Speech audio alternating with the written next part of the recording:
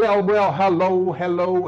everyone. Welcome to the Let's Talk Variety Show. My name is Andy Asher. Now, a couple of weeks ago on this show, we made a real big deal about two blockbuster motion pictures right out of my era, actually even before I was born, that have set the film world on its ear after the COVID-19 years of dying on the vine.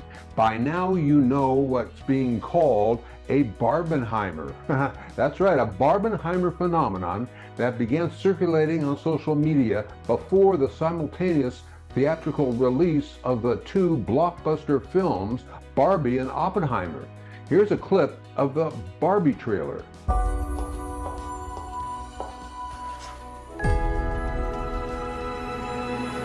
Hey Barbie, can I come to your house tonight? Sure. I don't have anything big planned, just a giant blowout party with all the Barbies and planned choreography and a bespoke song. You should stop by. So cool. Add the Oppenheimer clip too. This is a national emergency. Detonator charged.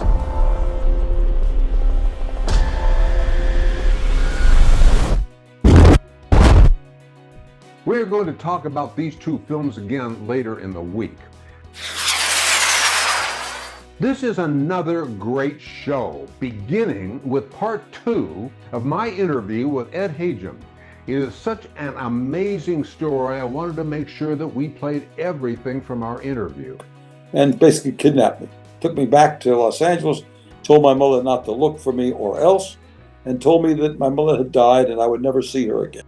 Ed Hajim, part 2 of his story is coming up. First though, let's check in with Mimi in the kitchen. Hello again. I'm here to make a nice smoothie with some fresh mangoes.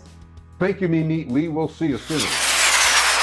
In our supermarket tabloid segment today, we follow up on Ryan Seacrest taking over the Wheel of Fortune from Pat Sajak, who is leaving his longtime role as host. A moment ago, I was telling you about the fictional-like, true-life tale that reads like a Charles Dickens story from Victorian England. But this is the true life story of Ed Hajim. It has such a powerful impact, I have broken it up into the next 3 shows. And he needs no introduction. Here's part 2 of Ed Hajim. I mean, it reads like fiction, but it's absolutely true. I mean, we did a lot of homework in establishing this, letters that I wrote my father and he wrote me, and birth certificates and report cards from Catholic schools and things like that. So I think we got it pretty accurate. And I had it run. My wife and daughter ran through both of them. So, and I must say, I tell you that right off the bat, I couldn't write the first time I wrote about my life. My daughter had to write it. I couldn't write it because I'd buried it for 60 years. I buried it when I was 18 years old. And I basically buried it. And when I tried to bring it back up, it just didn't bring good memories. But now that I've talked about it for 2 years, I can handle it and it's not a problem. So, what the outward appearances were of you as a young child, you had a lot to bear. Yeah. Oh no, there's no two ways about it. I mean, and it was a brilliant thing, although psychologists will tell you it was wrong, to bury it when I was 18 years old. I decided when I left college. That's why the book is a book about a boy who gets dropped off on an island, because I think somewhere around 18 you can make a change and you become a new person. So I just told I didn't want any sympathy. I didn't want any special privileges. When I got there, I became a new person, but I buried it, and I refused to tell anybody about because you'd have to explain about orphanages and foster homes and all kinds of stuff like that. I just said, Dad was a radio operator. We live in a post office box in San Francisco. My mother died when I was 3. End of story. Anybody asked any more, I said we don't discuss it. So, and it was good. A little bit of denial doesn't hurt, although the psychology will tell you it didn't bother me, but I found out that it was buried in a good place. So when I tried to bring it back up, it wasn't fun. Yeah. What's the moral of the story here? Is it the fact that it's okay, to put things behind you, put bad experiences behind you, or to face them face on? No. My game plan has always been, and on my hat on my 80th birthday, my famous 2 words: "What's next?" Yeah. Do never be a victim if you can help it. That's one of the real messages in my book and my life is use so much energy being a victim my way, figuring out what's next requires energy. If you use that energy up in being a victim, in some cases, it's my fault. I was a victim because I made some mistakes. Other cases, totally not my fault. I mean, when I was at Lehman Brothers for 7 years, I did everything right. I changed 2 divisions. I made money. I was a good guy. Everything else, boss and I didn't get along. He threw me out. I could have fought him. I was a chairman of the board of 6 mutual funds, one of which was a New York Stock Exchange company, outside boards. Instead of fighting him, I went on to what's next.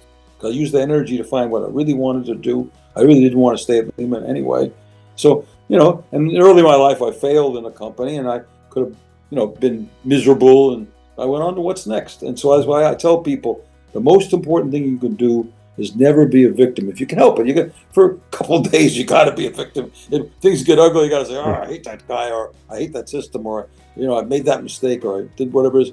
But even on the golf course, my best caddy, his words were, "Next hole, Mr. Hajim." Right. Those of us who are facing anything after 50 or 60 or 70 or 80, whatever the case may be, can you just apply those same lessons to any age? Yeah, you're looking at 2 people who've already applied them, right? Look at me. I spent my entire life on Wall Street. When I was at Wall Street, I had this principle, the second P, always live happy as live hidden. No newspapers, no radios, no television. Work on your company. It's hard enough to run I ran a business with 800 people, in a tough business because I wasn't a big firm. I was a little firm. And I spent my time on it. Now, I had to violate that principle to live happy hidden today. I wouldn't sell any books. I couldn't communicate my ideas. So I had to change. And now I have a whole new life. These books have given me a whole new life. I mean, I've changed a few people's lives. I mean, I got a letter from a woman who said, my daughter wasn't going to go to college. She read your book. Now she's a freshman at Notre Dame.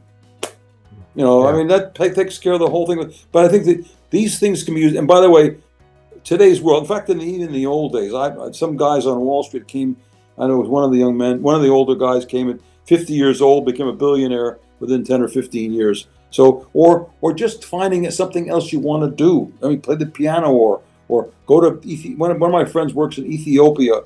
He's a back surgeon. He went there, to basically solve problems. He's now one of 2 people in all of Africa which does a particular type of surgery. I mean, pictures of the kids whose lives he's changed. And because I believe you can pivot at almost any time. My daughter worked on Wall Street, was doing great. She woke up one morning and said, Dad, I don't think I want to do this anymore. She spent a year, and now she's the curator for TED Talks. And she's bringing ideas to people now. She's dealing with interesting people. It's a very tough job, but she loves it. And so that's what we have to do. When you get over 50, it's a little harder. But also, you got to experience and you can understand your needs. Some people if you need a boat and a plane, you got to do certain kinds of things. If you can live in a small apartment and have a wonderful job in a nonprofit of some kind, you have to adjust each one of these things. But I go back and say your passions change, your principles have to change. You have to develop partners in order to solve your problems or handle whatever you're trying to do. You should write all that stuff down in plans. And it's got to be contextual. If your country's at war, you got a different kind of context. If you're in a depression, it's a different kind of context. If you're in a good situation with the last 40 years in the United States, you can do certain kinds of things you couldn't do otherwise. I mean, I wanted to be an international businessman when I graduated from business school in 1964. I wrote everything down and realized I was probably 20 years too early. I gave it a try, though. I went to Belgium for the summer. I learned French. I worked for a Belgian chemical company. And I realized there's to be never any success there. You had to be the son of the founder. They didn't want to listen. They didn't want to do anything you want to do. They were all small companies. Next summer, I thought, well, since developed countries are no good, let's try undeveloped countries. So I went to Nicaragua and I helped them start a business school, figuring I would not take over a business, I would take over a country. I found that was not a good idea either. Yeah, I guess not. But I tried it and I learned Spanish. I became fluent in Spanish that summer. And I realized the international business wasn't for me. And I went on to something else. What was next? And luckily what was next was a job that really I was able to exercise my passion. I found I really enjoyed understanding companies and people, and that led me to the stock market, even though I never took an investment course in graduate school. Yeah. a long answer, short question. Sorry, Andy. Cut me off, please. Well, that was only part 2. Stick around for the rest of the week. Let's see now how Mimi is doing in the kitchen. Hello, hello again. I'm here to make a nice smoothie with some fresh mangoes. You know, they're all over the place now. It's beautiful. They are ripe. They are good. They are sweet. So we have to, enjoy them. So you have mango, pineapple, Greek yogurt, and mint. And it's gonna be delicious. So let's start. You put your chopped fresh pineapple, a cup. For 2 people, you put a cup. For 1 person, you put just half a cup, okay, of everything. So a cup of pineapple, a cup of chopped mango, all right, and a cup of Greek yogurt. So this is for 2 people. Okay. If you want to have just 1, you just put half of everything, half a cup. All right. And then the mint, okay, and 3 or 4 cubes of ice cube. Voila. And then we're gonna mix this and, oh, sorry, I'm gonna get my chilled glass. There you go. You have to serve this in nice chilled glass. Okay, there you go. Okay. Oh, I hate this thing. Okay. It's giving me a hard time. Not anymore.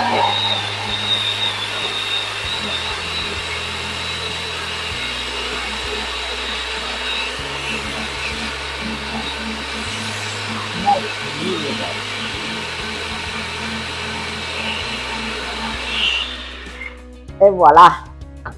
Smells so good with the mint and This, look at this beauty. Oh wow.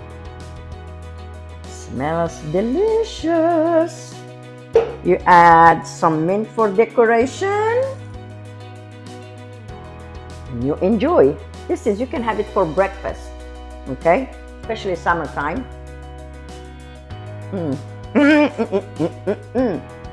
Cheers. This is delicious. Voila! Until next time with another mango and pineapple juice or smoothie like we call them. All right?